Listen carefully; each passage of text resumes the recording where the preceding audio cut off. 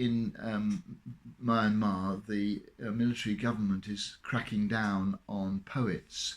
They are dangerous. And there's a long tradition of their danger to regimes in Myanmar, starting off with opposition to the British occupation, but now focused on the oppressive government of the generals. The words of the poets are able to bring solidarity, a shared sense of grief, inspiration, hope, to challenge people to take part in the protests and encourage them. And indeed the poets themselves have set a fine example of courageous standing up against the government.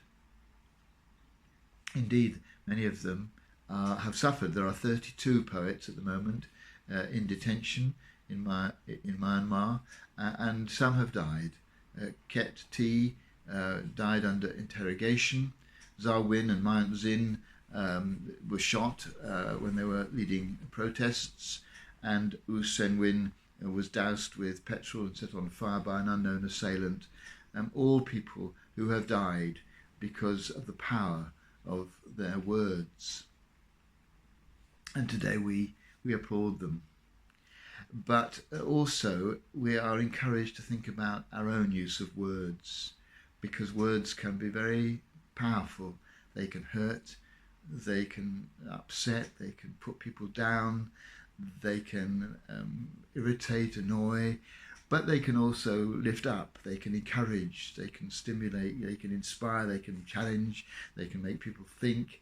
And we're using words all the time, either in speech to people around us or in the written media, which can these days spread so much more widely than it used to.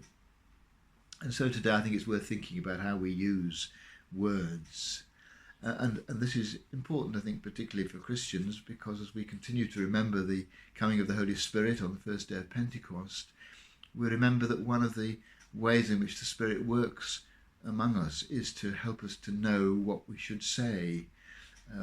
Jesus told us that that's how it would be, and that if we're open to God's Spirit, God will help us to produce the right words for any situation that we're in. And so today I'm going to try to be encouraging and inspiring, if I can, in the words that I say to the people around me. And for those of us who are engaged in using social media or writing letters even to politicians particularly, we can use our words to help to bring about change and to encourage things to move in the right sort of direction. And those of us who are Christians want God to help us to get that right.